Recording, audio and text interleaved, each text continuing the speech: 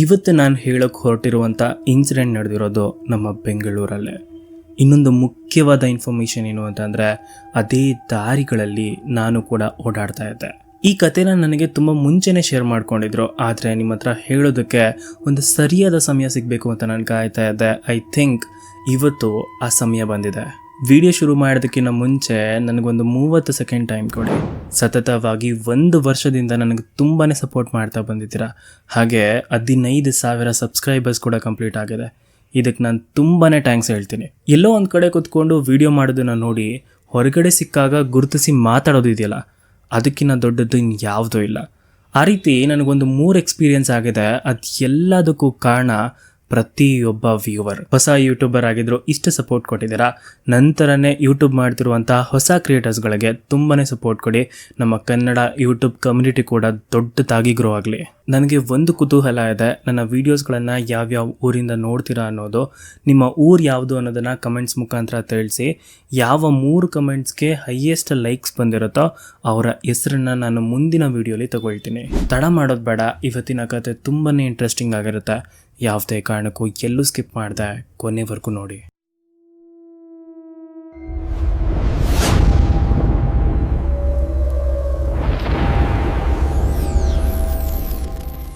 ಈ ಒಂದು ಇನ್ಸಿಡೆಂಟ್ ನಡೆದಿರೋದು 2008ರಲ್ಲಿ. ನಾನು ನಿಮಗೆ ಮೊದಲೇ ಹೇಳ್ದಂಗೆ ನನ್ನ ಕ್ಲೋಸ್ ಸರ್ಕಲ್ ಇರುವಂಥ ಒಬ್ಬರಿಗೆ ಈ ಒಂದು ಇನ್ಸಿಡೆಂಟ್ ನಡೆದಿರೋದು. ಹಾಗೆ ನಾನು ಓಡಾಡಿರುವಂಥ ಜಾಗದಲ್ಲೇ ಇದೆಲ್ಲವೂ ಕೂಡ ನಡೆದಿರೋದು. ಫಾರ್ ರೆಫರೆನ್ಸ್ ಅವರ ಹೆಸರನ್ನ ಅಮೋಘ ಅಂತ ಇಟ್ಕೊಳ್ಳೋಣ.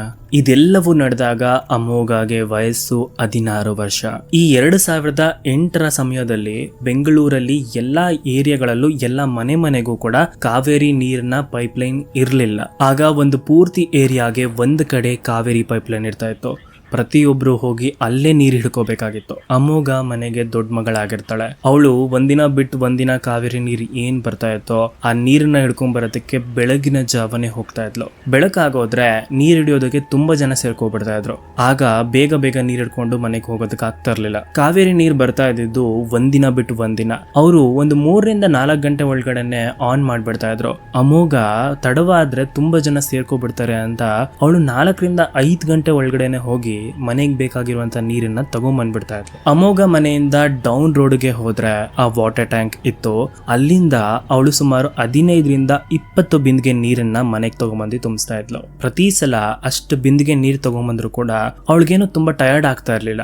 ಯಾಕೆ ಅಂತಂದ್ರೆ ಅವಳಿಗೆ ಅಭ್ಯಾಸ ಆಗ್ಬಿಟ್ಟಿತ್ತು. ಹೀಗೆ ಎಲ್ಲ ನಾರ್ಮಲ್ ಆಗಿರುತ್ತೆ. ಆದ್ರೆ ಒಂದು ರಾತ್ರಿ ಅವಳ ಲೈಫ್ ಅಲ್ಲಿ ಒಂದು ಮೇಜರ್ ಎಕ್ಸ್ಪೀರಿಯನ್ಸ್ ಆಗುತ್ತೆ. ಅವತ್ತು ಮಧ್ಯರಾತ್ರಿ ಸಮಯ 3:30. ಅಮೋಘಗೆ ಎಚ್ಚರ ಆಗತ್ತೆ. ಹೇಗಿದ್ರು ಎಚ್ಚರ ಆಗಿದೆಯಲ್ಲ, ಅಟ್ಲೀಸ್ಟ್ ನೀರು ಬರ್ತಿದ್ಯೋ ಇಲ್ವೋ ನೋಡ್ಕೊಂಬರೋಣ ಅಂತ ಅವಳು ಒಂದೇ ಒಂದು ಬಿಂದಿಗೆ ತಗೊಂಡು ಟ್ಯಾಂಕ್ ಕಡೆಗೆ ಹೋಗ್ತಾ ಇರ್ತಾಳೆ. ಅವತ್ತು ಆ ಕತ್ಲಲ್ಲಿ ರೋಡ್ ಕೂಡ ಖಾಲಿ ಆಗಿತ್ತು. ಹಾಗೆ ನೀರಿನ ಟ್ಯಾಂಕ್ ಹತ್ರ ಹೋದಾಗ ಅಲ್ಲೂ ಕೂಡ ಯಾರೂ ಇರೋದಿಲ್ಲ. ಅಷ್ಟರಲ್ಲಿ ನೀರು ಬಿಟ್ಟಿದ್ರು. ಅವಳು ಒಂದೇ ಒಂದು ಬಿಂದಿಗೆ ಏನ್ ತಗೊಂಡೋಗಿದ್ಲೋ ಅದನ್ನ ತುಂಬಿಸ್ಕೊಂಡು ವಾಪಸ್ ಮನೆ ಕಡೆಗೆ ಬರ್ತಾಳೆ. ಅವತ್ತು ಅವಳಿಗೆ ಯಾಕಷ್ಟು ಬೇಗ ಎಚ್ಚರ ಆಗಿತ್ತು ಅಂತ ಗೊತ್ತಿಲ್ಲ. ಅವಳು ಆ ಬಿಂದಿಗೆನ ತಗೊಂಡು ವಾಪಸ್ ಮನೆ ಕಡೆಗೆ ಹೋಗ್ಬೇಕಾದ್ರೆ ದಾರಿಯಲ್ಲಿ ಅವಳಿಗೆ ತುಂಬಾನೇ ಟಯರ್ಡ್ ಆಗ್ಬಿಡುತ್ತೆ. ಅವಳಿಗೆ ಸಡನ್ ಆಗಿ ಒಂಥರ ಬಾಡಿ ಎಲ್ಲ ಶಿವರ್ ಆಗೋದಕ್ಕೆ ಶುರು ಆಗತ್ತೆ. ಅಲ್ಲೇ ಪಕ್ಕದಲ್ಲಿದ್ದಂತ ಗೋಡೆನ ಹಿಡ್ಕೊಂಡು ನಿಂತ್ಕೊಬಿಡ್ತಾಳೆ. ಅವಳಿಗೆ ಏನೋ ಆಗ್ತಿದೆ ಅಂತ ಫೀಲ್ ಆಗ್ತಿದೆ. ಆದ್ರೆ ಅವಳು ಕಿರ್ಚ್ಬೇಕು ಅಂತ ಅನ್ಕೊಂಡ್ರು ಕಿರ್ಚೋದಕ್ಕೆ ವಾಯ್ಸೇ ಬರ್ತಾ ಇಲ್ಲ. ಒಂಥರ ಹೇಳ್ಬೇಕು ಅಂತಂದ್ರೆ ಅವಳ ಬಾಡಿ ಅವಳ ಕಂಟ್ರೋಲಲ್ಲೇ ಇಲ್ಲ. ಅವಳು ಒಂದು ಹೆಜ್ಜೆ ಇಡೋದಕ್ಕೆ ಅವಳಿಗೆ ತುಂಬಾ ಕಷ್ಟ ಆಗ್ತಾ ಇದೆ. ಯಾರನ್ನಾದ್ರೂ ಕೂಗಿ ಕರೆಯೋಣ ಅಂತಂದ್ರೆ ವಾಯ್ಸ್ ಕೂಡ ಬರ್ತಾ ಇಲ್ಲ. ಅಲ್ಲಿಂದ ಅವಳ ಮನೆಗೆ ಹೋಗೋದಕ್ಕೆ ಸುಮಾರು 2 ರಿಂದ 3 ನಿಮಿಷ ವಾಕ್ ಅಷ್ಟೇ. ಆದ್ರೆ ಅವತ್ತು ಅವಳಿಗಾಗ್ತಿದ್ದಂತ ಕಷ್ಟಕ್ಕೆ ಅವಳ ಮನೆಗೆ ತಲುಪೋದಕ್ಕೆ ಸುಮಾರು 15 ರಿಂದ 20 ನಿಮಿಷ ಆಗಿರುತ್ತೆ. ನೀವೇ ಇಮ್ಯಾಜಿನ್ ಮಾಡ್ಕೊಳ್ಳಿ ಅವಳ ಬಾಡಿ ಯಾವ ರೀತಿ ಕಂಟ್ರೋಲ್ ತಪ್ಪಿರುತ್ತೆ ಅಂತ. ಹೇಗೋ ಮಾಡಿ ಅಮೋಘ ಮನೆಗೆ ಹೋಗಿ ಸೇರ್ಕೊತಾಳೆ. ಅವಳು ನಿದ್ದೆ ಮಾಡ್ಬಿಡ್ತಾಳೆ. ಈ ವಿಷಯನ ಅವ್ರ ಅಪ್ಪ ಅಮ್ಮ ಹತ್ರನೂ ಹೇಳಬೇಕು ಅಂತ ಅವಳಿಗೆ ಅನ್ಸೋದೇ ಇಲ್ಲ. ಆದ್ರೆ ಅಲ್ಲಿಂದ ಒಂದು 2 ರಿಂದ 3 ತಿಂಗಳಾಗಬಹುದು. ಈ ಸಮಯದಲ್ಲಿ ಅವಳ ಬಾಡಿಲಿ ಒಂದಷ್ಟು ಬದಲಾವಣೆ ಆಗೋದಕ್ಕೆ ಶುರು ಆಗುತ್ತೆ. ಅವಳ ಬಾಡಿಲಿ ಆಗ್ತಿದ್ದಂಥ ಬದಲಾವಣೆ ಎಷ್ಟು ವಿಚಿತ್ರವಾಗಿ ಭಯಾನಕವಾಗಿತ್ತು ಅಂತಂದ್ರೆ ಅಮೋಘಳ ಲೈಫಲ್ಲಿ ಫಸ್ಟ್ ಟೈಮ್ ಆ ಥರ ಎಕ್ಸ್ಪೀರಿಯನ್ಸ್ ಆಗ್ತಾ ಇರೋದು. ಆ್ಯಕ್ಚುಲಿ ಅವಳಿಗೆ ಆ 3 ತಿಂಗಳಲ್ಲಿ ಏನು ಎಕ್ಸ್ಪೀರಿಯನ್ಸ್ ಆಯಿತು ಗೊತ್ತಾ? ಅಮೋಘ ಮುಖದಲ್ಲಿ ಒಂಥರ ಕಳೆ ಬರೋದಕ್ಕೆ ಶುರು ಆಗ್ಬಿಡುತ್ತೆ. ಇದನ್ನ ಬರೀ ಅವಳು ಮಾತ್ರ ಅಲ್ಲ, ಅವಳ ಸರೌಂಡಿಂಗ್ ಇರುವಂಥ ಜನರು ಕೂಡ ಅಬ್ಸರ್ವ್ ಮಾಡ್ತಾರೆ. ಎಲ್ಲರೂ ಕೇಳ್ತಾರೆ, ಅದು ಹೆಂಗೆ ನಿನ್ನ ಫೇಸ್ ಇಷ್ಟು ಬೇಗ ಇಷ್ಟು ಗ್ಲೋ ಆಗೋದಕ್ಕೆ ಶುರು ಆಗ್ತಿದೆ ಅಂತ. ಅದ್ರ ಜೊತೆಗೆ ಇವಳು ತುಂಬ ಊಟ ಮಾಡೋದಕ್ಕೆ ಶುರು ಮಾಡಿಬಿಡ್ತಾಳೆ. ಮೊದ್ಲೇನ್ ತಿಂತಾ ಇದ್ಲೋ ಅದಕ್ಕಿನ್ನ ಡಬಲ್ ತಿನ್ನೋದಕ್ಕೆ ಶುರು ಮಾಡಿದ್ಲು. 2 ಪ್ಲೇಟ್ ಊಟ ಮಾಡ್ತಾ ಇದ್ಲು. ಅವಳಿಗೆ ಅಷ್ಟು ತಿಂದ್ರು ಕೂಡ ಇನ್ನೂ ತಿನ್ಬೇಕು ಅಂತ ಅನಿಸ್ತಾ ಇತ್ತು. ಯಾವಾಗ ಇದನ್ನ ಇವಳು ರಿಪೀಟೆಡ್ಲಿ ಮಾಡ್ತಾ ಇದ್ಲೋ ಇವ್ರ ಮನೆಯಲ್ಲಿ ಅವ್ರ ಅಪ್ಪ ಅಮ್ಮ ಕೂಡ ಅದನ್ನ ಅಬ್ಸರ್ವ್ ಮಾಡ್ತಾರೆ. ಅವ್ರ ಅಪ್ಪ ಅಮ್ಮ ಅದನ್ನ ಪಾಸಿಟಿವ್ ಆಗಿ ತಗೋತಾರೆ. ಅಟ್ಲೀಸ್ಟ್ ಬಿಡು, ಈಗೀಗ ಸ್ವಲ್ಪ ದಪ್ಪ ಆಗ್ತಿದ್ದಾಳೆ, ಹಾಗೆ ವಯಸ್ಸಲ್ಲಿರುವಂತ ಹುಡುಗಿ ಅಲ್ವಾ, ಸ್ವಲ್ಪ ಚೆನ್ನಾಗಿ ತಿನ್ಲಿ ಅಂತ ಅವರು ಕೂಡ ಇದನ್ನ ಪಾಸಿಟಿವ್ ಆಗಿ ತಗೊಂಡು ಇದ್ರ ಬಗ್ಗೆ ತಲೆನೇ ಕೆಡಿಸ್ಕೊಳ್ಳಲ್ಲ. ಇಷ್ಟೆಲ್ಲ ಅವಳಲ್ಲಿ ಏನೇನೋ ಆಗ್ತಿದ್ರು ಕೂಡ ಅವಳಿಗೆ ಅವತ್ತಾದಂತ ಒಂದು ಇನ್ಸಿಡೆಂಟ್ ಏನಿದೆಯೋ ಅದನ್ನ ಅವರ ತಂದೆ ತಾಯಿ ಹತ್ರ ಹೇಳ್ಕೋಬೇಕು ಅಂತ ಅವಳಿಗೆ ಅನ್ಸಿರೋದೇ ಇಲ್ಲ. ಅದ್ ಯಾಕೆ ಅಂತನೂ ಕೂಡ ಗೊತ್ತಿಲ್ಲ. ಇಷ್ಟು ದಿನ ಅವಳ ಬಾಡಿಲಿ ಆಗ್ತಿದ್ದಂತ ಆ ಬದಲಾವಣೆಗಳೇನಿದೆಯೋ ಅದು ಅವಳನ್ನ ಎಫೆಕ್ಟ್ ಮಾಡ್ತಾ ಇರ್ಲಿಲ್ಲ. ಆದ್ರೆ ಕೆಲವು ತಿಂಗಳುಗಳಾದ್ಮೇಲೆ ಅದು ಬದಲಾಗೋದಕ್ಕೆ ಶುರು ಆಗ್ಬಿಡುತ್ತೆ. ಅದರಿಂದ ತುಂಬಾನೇ ಸಮಸ್ಯೆ ಆಗೋದಕ್ಕೆ ಶುರು ಆಗ್ಬಿಡುತ್ತೆ. ಅದೆಷ್ಟು ನೆಗೆಟಿವ್ ಆಗಿ ಕನ್ವರ್ಟ್ ಆಗ್ತಿತ್ತು ಅಂತಂದ್ರೆ, ಇವಳು ಮೊದಲು ಅಷ್ಟು ಊಟ ಮಾಡ್ತಾ ಇದ್ಲು, ಆಮೇಲೆ ಅವಳಿಗೆ ಊಟ ನೋಡಿದ್ರೇನೆ ಆಗ್ತಾರಲ್ಲ, ಊಟ ಮಾಡಬೇಕು ಅಂತನೂ ಕೂಡ ಅನಿಸ್ತಾರಲ್ಲ. ಮುಖ್ಯವಾಗಿ ಮಾನಸಿಕವಾಗಿ ತುಂಬಾನೇ ವೀಕ್ ಆಗ್ಬಿಡ್ತಾಳೆ. ಯಾವುದೇ ರೀತಿಯಾದ ಹೆಲ್ತ್ ಇಶ್ಯೂಸ್ ಇಲ್ಲದೆ ಇರುವಂತ ಹುಡುಗಿಗೆ ಒಂದಾದ್ಮೇಲೆ ಒಂದು ಹೆಲ್ತ್ ಇಶ್ಯೂಸ್ ಬರೋದಕ್ಕೆ ಶುರು ಆಗತ್ತೆ. ಅದರಲ್ಲಿ ಮುಖ್ಯವಾದದ್ದು ಅವಳಿಗೆ ಉಪ್ಸ ಬರೋದಕ್ಕೆ ಶುರು ಆಗತ್ತೆ. ಉಸಿರಾಡೋದಕ್ಕೆ ತುಂಬಾನೇ ತೊಂದರೆ ಆಗ್ತಾ ಇರತ್ತೆ. ಅಲ್ಲಿಂದ ಅವಳನ್ನ ಎಷ್ಟು ಹಾಸ್ಪಿಟಲ್ಗೆ ಕರ್ಕೊಂಡು ಹೋಗ್ತಿದ್ರು ಕೂಡ ಅವಳಿಗೆ ಟ್ಯಾಬ್ಲೆಟ್ಸ್ ಕೊಟ್ಟು ಕಳಿಸ್ಬಿಡ್ತಾ ಇದ್ರು. ಆದ್ರೆ ಎಲ್ಲೂ ಕೂಡ ಅವಳಿಗಾಗಿರುವಂತ ಹೆಲ್ತ್ ಇಶ್ಯೂಸ್ ಸಾಲ್ವ್ ಆಗೋದೇ ಇಲ್ಲ. ಇವಳ ಸ್ಥಿತಿ ಯಾವ ರೀತಿ ಬದಲಾಗ್ಬಿಟ್ಟಿತ್ತು ಅಂತಂದ್ರೆ, ಅವಳಿಗೆ ಮೊದ್ಲೇನ ಗ್ಲೋಯಿಂಗ್ ಇತ್ತು ಆ ಫೇಸ್ ಅಲ್ಲಿ, ಅದೆಲ್ಲವೂ ಹೋಗ್ಬಿಟ್ಟಿರತ್ತೆ. ಡಾರ್ಕ್ ಸರ್ಕಲ್ ಶುರು ಆಗ್ಬಿಟ್ಟಿರತ್ತೆ. ರಾತ್ರಿ ಹೊತ್ತು ಸಾಕ್ಸ್ ಹಾಕೊಂಡೇ ಮಲ್ಕೋಬೇಕು, ಕೆಮ್ತಾನೆ ಇರಬೇಕು. ಹಾಗೆ ಉಸಿರಾಡೋ ಪ್ರಾಬ್ಲಮ್ ಇಂದ ಅವಳಿಗೆ ತುಂಬಾನೇ ಎಫೆಕ್ಟ್ಸ್ ಆಗ್ತಾ ಇತ್ತು. ಇವಳನ್ನ ಬೇರೆ ಯಾರಾದ್ರೂ ನೋಡಿದ್ರು ಸಾಕು ಇವಳಿಗೇನೋ ದೊಡ್ಡ ಕಾಯಿಲೆ ಇದೆ ಅನ್ನೋ ತರಾನೇ ಅವಳು ಕಾಣಿಸ್ತಾ ಇದ್ದಿದ್ದು. ಇದೆಲ್ಲ ಯಾವಾಗ ಅತಿ ಆಗ್ತಾ ಇತ್ತೋ ಮನೆಯವ್ರಿಗೆ ಅರ್ಥ ಆಗೋದಕ್ಕೆ ಶುರು ಆಗತ್ತೆ, ಇದು ಜಸ್ಟ್ ಹೆಲ್ತ್ ಇಶ್ಯೂ ಅಲ್ಲ, ಇಲ್ಲೇನೋ ಪ್ರಾಬ್ಲಮ್ ಆಗ್ತಾ ಇದೆ ಅಂತ. ಅಮೋಘನ ಒಬ್ರು ಸ್ವಾಮೀಜಿ ಹತ್ರ ಕರ್ಕೊಂಡು ಹೋಗ್ತಾರೆ. ಅಲ್ಲಿ ಅವರು ಒಂದು ತಾಯ್ತ ಕಟ್ಟಿ ಮಂತ್ರಗಳನ್ನ ಹೇಳಿ ಕಳಿಸ್ತಾರೆ. ಅವ್ರು ಕಳಿಸಿದ ಮೇಲೆ ಅಮೋಘಗೆ ಎಲ್ಲಾನು ನಾರ್ಮಲ್ ಆಗ್ಬಿಡುತ್ತೆ. ಹೇಗೆ ಅಂತಂದ್ರೆ ಅವ್ರಿಗೆ ಊಟ ಸೇರ್ತಿರ್ಲಿಲ್ವಲ್ಲ, ಅದಾದ್ಮೇಲೆ ಅವ್ರು ಊಟ ಚೆನ್ನಾಗಿ ಮಾಡೋದಕ್ಕೆ ಶುರು ಮಾಡ್ಬಿಡ್ತಾರೆ. ಇನ್ನೇನು ಎಲ್ಲ ಪ್ರಾಬ್ಲಮ್ಸ್ಗಳು ಸಾಲ್ವ್ ಆಯ್ತು ಅಂತ ಅನಿಸ್ತಾ ಇರತ್ತೆ. ಆದ್ರೆ ಆ ಸಲ್ಯೂಷನ್ ಕೇವಲ ಒಂದೇ ಒಂದು ವಾರ ಮಾತ್ರ ಆಯ್ತು. ಆ ಒಂದು ವಾರದ ನಂತರ ಪ್ರಾಬ್ಲಮ್ಸ್ಗಳು ಜಾಸ್ತಿ ಆಗೋದಕ್ಕೆ ಶುರು ಆಗುತ್ತೆ. ಸಾಮಾನ್ಯವಾಗಿ ಮಕ್ಕಳೆಲ್ಲ ಹಾಲಲ್ಲಿ ಮಲ್ಕೊಳ್ತಾ ಇದ್ರು. ಅಮೋಘನ ಕೂಡ ಒಂದಿನ ರಾತ್ರಿ ಹೀಗೆ ಮಲ್ಕೊಂಡಿರ್ಬೇಕಾದ್ರೆ ಅವಳಿಗೆ ತುಂಬಾನೇ ಉಸಿರಾಡೋದಕ್ಕೆ ಪ್ರಾಬ್ಲಮ್ ಆಗ್ತಾ ಇರತ್ತೆ. ಅವಳ ತಂದೆ ಅವಳನ್ನ ನೋಡೋದಕ್ಕೆ ಹಾಲ್ ಕಡೆಗೆ ಬಂದಾಗ ಅವರೊಂದು ವಿಚಿತ್ರ ನೋಟಿಸ್ ಮಾಡ್ತಾರೆ. ಅದೇನ್ ಗೊತ್ತಾ, ಅವ್ರು ನೋಡಿದಾಗ ಅಮೋಘಗೆ ಉಸಿರಾಡೋದಕ್ಕೆ ತುಂಬಾ ತೊಂದರೆ ಆಗ್ತಾ ಇರತ್ತೆ. ಹಾಗೆ ಅವಳ ತಲೆ ಹತ್ರ ಯಾರೋ ಒಬ್ರು ಕುತ್ಕೊಂಡಿರೋದನ್ನ ನೋಟಿಸ್ ಮಾಡ್ತಾರೆ. ಒಂದು ಕ್ಷಣ ಅದನ್ನ ನೋಡಿದ ತಕ್ಷಣ ಅವ್ರಿಗೆ ಗಾಬರಿ ಆಗತ್ತೆ. ಏನಿದು ಅಂತ ತುಂಬಾ ಭಯ ಆಗ್ಬಿಡತ್ತೆ. ಹಾಗೆ ಯಾರದು ಏನು ಅಂತ ಯೋಚನೆ ಮಾಡೋದಕ್ಕೂ ಕೂಡ ಅವ್ರಿಗೆ ತುಂಬಾ ಭಯ ಆಗ್ತಿರುತ್ತೆ. ಇದೊಂದು ಮೇಜರ್ ಇನ್ಸಿಡೆಂಟ್ ಆದ್ಮೇಲೆ ಮತ್ತೆ ಒಂದಿನ ರಾತ್ರಿ, ಇನ್ನೇನು ಅಮಾವಾಸ್ಯೆಗೆ 2 ದಿನ ಇರುತ್ತೆ, ಆ ರಾತ್ರಿ ಕೂಡ ಅಮೋಘ ತುಂಬಾನೇ ನಳ್ತಾ ಇರ್ತಾಳೆ. ಅವಳಿಗೆ ಉಸಿರಾಡೋದಕ್ಕೆ ತುಂಬಾ ತೊಂದರೆ ಆಗ್ತಾ ಇರುತ್ತೆ. ಅಮೋಘಳ ತಂದೆ ತಾಯಿಗೆ ಅವಳ ಪರಿಸ್ಥಿತಿನ ನೋಡ್ದಕ್ಕಾಗಲ್ಲ. ಅವಳು ನರಳ್ತಾ ಇದ್ದಾಗ ಅವಳನ್ನ ಫಸ್ಟ್ ಹಾಸ್ಪಿಟ್ಲ್ಗೆ ಅಡ್ಮಿಟ್ ಮಾಡ್ಬೇಕು ಅಂತ ಅನಿಸ್ತಾ ಇರುತ್ತೆ. ಅದೇ ರೀತಿ ಬೆಳಗಿನ ಜಾವ ಒಂದು ಕ್ಲಿನಿಕ್ ಕರ್ಕೊಂಡು ಹೋಗಿ ಅಡ್ಮಿಟ್ ಮಾಡ್ತಾರೆ. ಅಡ್ಮಿಟ್ ಆದಾಗ ಅವಳಿಗೆ ಡ್ರಿಪ್ಸ್ ಹಾಕಿರ್ತಾರೆ. ಹಾಗೆ ಅವಳು ಉಸಿರಾಟದ ಪ್ರಾಬ್ಲಮ್ಗೆ ಟ್ರೀಟ್ ಮಾಡ್ತಾ ಇರ್ತಾರೆ. ಆದ್ರೆ ಅಮೋಘಳ ತಂದೆಗೆ ಮೊದ್ಲು ಅವ್ರಿಗಾಗಿರುವಂತ ಒಂದು ಎಕ್ಸ್ಪೀರಿಯನ್ಸ್ ಏನಿತ್ತು ಅದು ಅವ್ರ ತಲೆಯಿಂದ ಇನ್ನೂ ಹೋಗಿರೋದೇ ಇಲ್ಲ. ಅವ್ರಿಗೆ ಫೀಲ್ ಆಗ್ತಾ ಇರತ್ತೆ, ಇದು ಕೇವಲ ಹಾಸ್ಪಿಟಲ್ ಇಂದ ಸಾಲ್ವ್ ಆಗುವಂತ ಇಶ್ಯೂ ಅಲ್ಲ, ಇಲ್ಲೇನೋ ನಿಗೂಢವಾಗಿ ಇನ್ನೇನೋ ಪ್ರಾಬ್ಲಮ್ ಇದೆ ಅಂತ. ಅವಳ ತಂದೆಗೆ ಏನ್ ಸೆನ್ಸ್ ಆಗ್ತಿತ್ತೋ ಅದು ನಿಜಾನು ಕೂಡ. ಅವಳಿಗೆ ಆಲ್ರೆಡಿ ಒಂದು ನೆಗೆಟಿವ್ ಆತ್ಮದಿಂದ ತುಂಬಾನೇ ಪ್ರಾಬ್ಲಮ್ ಆಗ್ತಾ ಇರತ್ತೆ. ಆ ಕನ್ಫ್ಯೂಷನ್ ಅಲ್ಲಿ ಅವ್ರಿಗೆ ಬರೋ ಯೋಚನೆ ಏನು ಅಂತಂದ್ರೆ, ಒಂದು ಜಾಗಕ್ಕೆ ಕರ್ಕೊಂಡು ಹೋಗ್ಬೇಕು ಅಂತ. ಆ ಜಾಗ ಯಾವ್ದು ಅಂತಂದ್ರೆ ಮೈ ಮೇಲ್ ಸೇರ್ಕೊಂಡಿರುವಂತ ಪ್ರೇತಗಳನ್ನ ಬಿಡಿಸುವಂತ ಜಾಗ. ಇದ್ರ ಬಗ್ಗೆ ಯಾವಾಗ ಅಮೋಘಳ ತಂದೆಗೆ ತುಂಬಾ ನೀಟಾಗಿ ಗೊತ್ತಾಗುತ್ತೋ ಆಗ ಅವರು ಅವಳನ್ನ ಕರ್ಕೊಂಡು ಹೋಗ್ತಾರೆ ಆ ಜಾಗಕ್ಕೆ. ಆ ಒಂದು ದೇವಸ್ಥಾನಕ್ಕೆ ಕರ್ಕೊಂಡೋದಾಗ ಅವಳನ್ನ ಒಂದ್ ಕಡೆ ಕೂರಿಸ್ತಾರೆ. ಅವಳ ಕೈಗೆ ವಿಭೂತಿನ ಕೊಡ್ತಾರೆ. ಅದನ್ನ ಬಾಯಿಗೆ ಹಾಕೊಳ್ಳೋದಕ್ಕೆ ಹೇಳ್ತಾರೆ. ಅವ್ರು ಹೇಳಿದ ತರಾನೇ ಅವಳು ಕೂಡ ಬಾಯಿಗೆ ಹಾಕೋತಾಳೆ. ಅಷ್ಟರಲ್ಲಿ ಮಂತ್ರಗಳನ್ನ ಹೇಳ್ತಾ ಅದನ್ನ ಬಿಡಿಸುವಂತ ಪ್ರಾಸೆಸ್ ಶುರು ಮಾಡಿರ್ತಾರೆ. ಅಲ್ಲಿಂದ ಒಂದ್ 5 ನಿಮಿಷ ಅಷ್ಟರಲ್ಲಿ ಅವಳಿಗೆ ಎಲ್ಲಾನು ನಾರ್ಮಲ್ ಆಗ್ತಿದೆ ಅನ್ನೋ ಫೀಲಿಂಗ್ ಬರೋದಕ್ಕೆ ಶುರು ಆಗುತ್ತೆ. ಜಸ್ಟ್ ಫೀಲಿಂಗ್ ಮಾತ್ರ ಅಲ್ಲ, ಆಕ್ಚುಲಿ ಅಲ್ಲಿ ಅವಳು ನಾರ್ಮಲ್ ಆಗ್ತಾಳೆ. ಅವಳ ಮುಖದಲ್ಲಿ ನಗು ಬರುತ್ತೆ. ಯಾವಾಗ ಅದನ್ನ ಅವರ ತಂದೆ ತಾಯಿ ನೋಟಿಸ್ ಮಾಡ್ತಾರೋ ಎಲ್ಲಾನು ಸಾಲ್ವ್ ಆಯ್ತು ಅಂತ ಒಂದು ಧೈರ್ಯ ಬರೋದಕ್ಕೆ ಶುರು ಆಗುತ್ತೆ. ಆಗ ಅಲ್ಲಿದ್ದಂತ ಸ್ವಾಮಿಗಳು ಹೇಳೋದು ಏನು ಅಂತಂದ್ರೆ, ನಿಮ್ಮ ಮನೆ ಹತ್ರ ಒಂದು ಹೆಂಗಸು ಹತ್ಯೆ ಮಾಡ್ಕೊಂಡಿದ್ದಾಳೆ.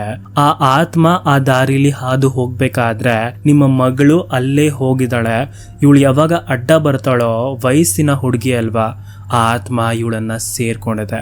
ಅದೇ ಆತ್ಮದಿಂದ ಇವಳಿಗೆ ಎಲ್ಲ ಪ್ರಾಬ್ಲಮ್ಸ್ಗಳಾಗಿರೋದು. ಇದಕ್ಕೆ ಇನ್ನಷ್ಟು ಕ್ಲಾರಿಟಿನೂ ಕೊಡ್ತೀನಿ. ಆದ್ರೆ ಆ ದೇವಸ್ಥಾನದಲ್ಲಿ ಅದಕ್ಕಿಂತ ಮುಂಚೆ ಒಂದು ಪರಿಹಾರ ಮಾಡೋದಕ್ಕೆ ಹೇಳ್ತಾರೆ. ಅದೇನು ಗೊತ್ತಾ, ಆಕ್ಚುಲಿ ಆ ಸ್ವಾಮಿಗಳು ಏನ್ ಹೇಳ್ತಾರೆ ಅಂತಂದ್ರೆ, ನಾನು ಒಂದು ಮರದ ತುಂಡನ್ನ ಕೊಡ್ತೀನಿ, ಅದರಿಂದ ಮನೆ ಒಳಗಡೆ ಹೊಗೆ ಹಾಕಿ ಅವಳು ಒಬ್ಳನ್ನೇ ಕೂರಿಸಿ, ಅವಳ ಮೈ ಮೇಲೆ ಏನಾದ್ರು ಆತ್ಮ ಇದ್ರೆ ಆ ಹೊಗೆಗೆ ಅವಳು ರಿಯಾಕ್ಟ್ ಮಾಡ್ತಾಳೆ. ಏನಾದ್ರೂ ಆತ್ಮ ಇಲ್ಲ ಅಂತಂದ್ರೆ ಇದು ಇಲ್ಲಿಗೆ ಕಂಪ್ಲೀಟ್ ಆಗಿ ಸಾಲ್ವ್ ಆಗಿದ್ರೆ ಅವಳು ರಿಯಾಕ್ಟ್ ಮಾಡೋದಿಲ್ಲ. ಹಾಗೆ ಇದ್ರ ಜೊತೆಗೆ ನಾನು ನೆಕ್ಸ್ಟ್ ಅಮಾವಾಸ್ಯೆಗೆ ಬಂದು ಪೂಜೆ ಮಾಡ್ಕೊಡ್ತೀನಿ ಅಂತ ಹೇಳ್ತಾರೆ. ಆ ಸ್ವಾಮಿಗಳು ಹೇಳಿದ ರೀತಿ ಅಮೋಘಳ ತಂದೆ ಭಯದಲ್ಲೇ ಮನೆ ಒಳಗಡೆ ಹೊಗೆ ಹಾಕ್ತಾರೆ, ಅವಳನ್ನ ಒಬ್ಳೆ ಕೂರಿಸ್ತಾರೆ. ಆದ್ರೆ ಅಮೋಘ ಅದಕ್ಕೆ ರಿಯಾಕ್ಟ್ ಮಾಡೋದಿಲ್ಲ. ಆಗ ಅವ್ರಿಗೊಂಥರ ಸಮಾಧಾನ ಆಗುತ್ತೆ. ಯಾಕೆ ಅಂತಂದ್ರೆ ಅವಳು ರಿಯಾಕ್ಟ್ ಮಾಡಿಲ್ಲ ಅಂತಂದ್ರೆ ಅವಳ ಮೈ ಮೇಲೆ ಆತ್ಮ ಇಲ್ಲ ಅಂತ. ಅದನ್ನ ಸ್ವಾಮಿಗಳಿಗೆ ಕಾಲ್ ಮಾಡಿ ಕೂಡ ತಿಳಿಸ್ತಾರೆ. ತಿಳಿದ ಮೇಲೆ ಆ ಸ್ವಾಮಿಗಳು ಬಂದು ಪೂಜೆ ಮಾಡಿ ಎಲ್ಲಾನು ಸಾಲ್ವ್ ಮಾಡ್ಬಿಡ್ತಾರೆ. ನನಗ್ ಗೊತ್ತು ಈಗ ನಿಮಗ್ ಬರ್ತಿರೋಂಥ ಪ್ರಶ್ನೆ, ಆ ಆತ್ಮ ಯಾರ್ದು, ಅದರಿಂದ ಯಾಕೆ ಇವಳಿಗೆ ತೊಂದರೆ ಆಗ್ತಿತ್ತು ಅಂತ. ಅದಕ್ಕೊಂದು ನಿಗೂಢ ಕಥೆ ಇದೆ, ಅದನ್ನ ನಾನು ನಿಮ್ಗೆ ಹೇಳ್ತೀನಿ, ಬನ್ನಿ. ಅಮೋಘ ಯಾವ ಮನೇಲಿದ್ಲೋ ಆ ಮನೆ ಆಪೋಸಿಟ್ಟೇ ಒಂದು ಬಿಲ್ಡಿಂಗ್ ಇರುತ್ತೆ. ಅದರ ಕೊನೆ ಗ್ರೌಂಡ್ ಫ್ಲೋರ್ ಮನೆಯಲ್ಲಿ ಒಂದು ಹೆಂಗ್ಸ್ ವಾಸವಾಗಿರ್ತಾಳೆ. ಆ ಹೆಂಗ್ಸ್ ಮನೆ ಹತ್ರ ಹೋಗ್ಬೇಕು ಅಂತಂದ್ರೆ ಒಂದು ಸಣ್ಣ ಸಂಧಿ ಇತ್ತು. ಅಲ್ಲಿ ನಾರ್ಮಲ್ ಆಗಿ ಹೋಗೋದಕ್ಕೇನೆ ಭಯ ಆಗ್ತಿತ್ತು. ಯಾಕೆ ಅಂತಂದ್ರೆ ಯಾವಾಗ್ಲೂ ಕತ್ಲೆ ಆಗಿರ್ತಿತ್ತು. ಇನ್ನು ಆ ಹೆಂಗ್ಸ್ ಬಗ್ಗೆ ಹೇಳ್ಬೇಕು ಅಂತಂದ್ರೆ ಅವ್ರು ನೋಡೋದಕ್ಕೆ ದಪ್ಪ ಇದ್ರು, ಹಾಗೆ ಅವ್ರ ಕಣ್ಣುಗಳು ಕೂಡ ದಪ್ಪ ದಪ್ಪ ಇತ್ತು, ಗುಂಗುರು ಕೂದಲಿತ್ತು ಅವರಿಗೆ. ಇಷ್ಟೇ ಆಗಿದ್ರೆ ಪರವಾಗಿಲ್ಲ. ಆದರೆ ಆ ಹೆಂಗ್ಸ್ ಮನೆ ಸುತ್ತ ಇದ್ದವ್ರು ಏನು ಹೇಳ್ತಿದ್ರು ಅಂತಂದರೆ, ಆ ಹೆಂಗ್ಸ್ ಮೇಲೆ ಪ್ರೇತಗಳು ಬರುತ್ತೆ ಅಂತ. ಎಷ್ಟೋ ಸಲ ಆ ಹೆಂಗ್ಸ್ ಬಿಹೇವಿಯರ್ ಕೂಡ ಅದೇ ಥರ ಇರ್ತಿತ್ತು. ಆ ಹೆಂಗ್ಸಿಗೆ ಮೈ ಮೇಲೆ ಬಂದಾಗ ಅವರ ಬಿಹೇವಿಯರೇ ಬದಲಾಗ್ಬಿಡ್ತಾ ಇತ್ತು, ಹಾಗೆ ತುಂಬಾ ರೇಗ್ತಾ ಇದ್ರು. ಇದೆಲ್ಲದನ್ನ ಅಮೋಘ ಕೂಡ ನೋಟಿಸ್ ಮಾಡ್ತಾ ಇದ್ಲು. ಹೀಗೆ ಅಮೋಘ ಒಂದಷ್ಟು ವಿಷಯಗಳನ್ನ ನೋಟಿಸ್ ಮಾಡಿದ್ಲು. ಅದೇನು ಅಂತಂದರೆ, ಆ ಹೆಂಗ್ಸು ಹೂ ಮಾರ್ತಿದ್ರು.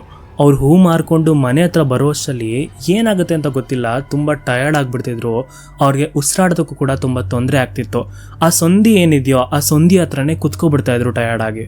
ಯಾವಾಗ ಈ ರೀತಿ ಎಲ್ಲ ಆ ಹೆಂಗಸನ್ನ ಅಬ್ಸರ್ವ್ ಮಾಡ್ತಿದ್ಲು, ಅಮೋಘಗೆ ಆ ಹೆಂಗಸು ನಾರ್ಮಲ್ ಆಗಿದ್ರು ಕೂಡ ತುಂಬಾನೇ ಭಯ ಆಗ್ತಾ ಇತ್ತು. ಈ ವಿಷಯಕ್ಕೂ ಅಮೋಘಗೂ ಯಾಕೆ ಲಿಂಕ್ ಇದೆ ಅಂತ ಅಂದರೆ, ಅಮೋಘ ಮನೇಲಿ ಒಂದು ಫೋನ್ ಇರುತ್ತೆ. ಆ ಹೆಂಗ್ಸ್ ರಿಲೇಟಿವ್ಸ್ ಯಾರಾದರೂ ಕಾಲ್ ಮಾಡಿದ್ರೆ ಅಮೋಘ ಮನೇಲಿದ್ದಂಥ ಫೋನಿಗೆ ಕಾಲ್ ಮಾಡ್ತಾ ಇದ್ದಿದ್ದು. ಆ ರೀತಿ ಆ ಹೆಂಗ್ಸ್ ರಿಲೇಟಿವ್ಸ್ ಕಾಲ್ ಮಾಡಿದಾಗ ಎಷ್ಟೋ ಸಲ ಅಮೋಘ ಆ ಫೋನ್ನ ತಗೊಂಡೋಗಿ ಆ ಹೆಂಗ್ಸ್ಗೆ ಕೊಡ್ತಾ ಇದ್ಲು. ಇದೇ ವಿಷಯದಲ್ಲಿ ಒಂದು ಇನ್ಸಿಡೆಂಟ್ ನಡೆದಿರುತ್ತೆ. ಅದೇನು ಅಂತಂದರೆ, ಒಂದಿನ ರಾತ್ರಿ 8 ಗಂಟೆ ಸಮಯ ಇರಬಹುದು. ಆ ಸಮಯಕ್ಕೆ ಕರೆಂಟ್ ಬೇರೆ ಹೋಗಿದೆ. ಆ ಹೆಂಗ್ಸ್ ರಿಲೇಟಿವ್ಸ್ ಕಾಲ್ ಮಾಡಿಬಿಡ್ತಾರೆ. ಆ ರೀತಿ ಕಾಲ್ ಬಂದಾಗ ಅಮೋಘಳ ತಾಯಿ ಅಡುಗೆ ಮಾಡ್ತಾ ಇರ್ತಾರೆ. ಆಗ ಅಮೋಘಗೆ ಹೇಳ್ತಾರೆ, ಹೋಗ್ಬಿಟ್ಟು ಆ ಫೋನ್ನ ಆ ಆಂಟಿಗೆ ಕೊಟ್ಬಿಟ್ ಬಾ ಅಂತ. ಮೊದಲೇ ಆ ಹೆಂಗ್ಸನ್ನ ನೋಡಿದ್ರೆ ಅಮೋಘಕ್ಕೆ ತುಂಬ ಭಯ ಆಗ್ತಾ ಇರುತ್ತೆ. ಅವತ್ತು ರಾತ್ರಿ ಕರೆಂಟ್ ಬೇರೆ ಇರಲ್ಲ. ಫೋನ್ ತಗೊಂಡೋಗಿ ಕೊಡು ಅಂತ ಹೇಳ್ತಾರೆ, ಆದರೆ ಅಮೋಘ ಕೊಡಲ್ಲ ಅಂತ ಹೇಳ್ತಾಳೆ. ಆಗ ಅಮೋಘಳ ತಾಯಿ ಹೋಗಿ ಕೊಟ್ಟರೆ ಸರಿ ಅಂತ ಗದರ್ತಾರೆ. ಆಗ ಅವಳು ಭಯದಲ್ಲಿ ಆ ಫೋನ್ನ ತಗೊಂಡು ಆ ಮನೆ ಸಂಧಿ ಹತ್ರ ಹೋಗ್ತಾಳೆ. ಅಮ್ಮ ಬೈದ್ರು ಅಂತ ಫೋನ್ ತಗೊಂಡು ಹೊರಗಡೆ ಹೋಗ್ತಾಳೆ. ಅವ್ರ ಮನೆ ಹತ್ರ ಆ ಸಂಧಿ ಹತ್ರ ಹೋಗ್ತಿರ್ಬೇಕಾದ್ರೆ ಒಂದೊಂದೇ ಹೆಜ್ಜೆ ಇಡ್ತಾ ಇರ್ತಾಳೆ. ಅವಳಿಗೆ ಹೆಜ್ಜೆ ಇಟ್ಟು ಹೋಗ್ತಾ ಇರ್ಬೇಕಾದ್ರೆ ಏನೋ ಒಂಥರ ಭಯ ಆಗ್ತಾ ಇರತ್ತೆ. ಅವತ್ತು ಒಂಥರ ವಿಚಿತ್ರವಾದ ಅನುಭವ ಕೂಡ ಆಗ್ತಾ ಇರತ್ತೆ. ಇವಳು ಸ್ವಲ್ಪ ದೂರದಿಂದಲೇ ಆಂಟಿ ಆಂಟಿ ಅಂತ ಕೂಗ್ತಾಳೆ. ಆದರೆ ಆ ಕಡೆಯಿಂದ ಆ ಹೆಂಗಸು ರೆಸ್ಪಾಂಡ್ ಮಾಡೋದೇ ಇಲ್ಲ. ರೆಸ್ಪಾಂಡ್ ಬರದೇ ಇದ್ದಾಗ ಅವಳಿಗಾಗ್ತಿದ್ದಂಥ ಭಯ ತುಂಬ ಜಾಸ್ತಿ ಆಗುತ್ತೆ.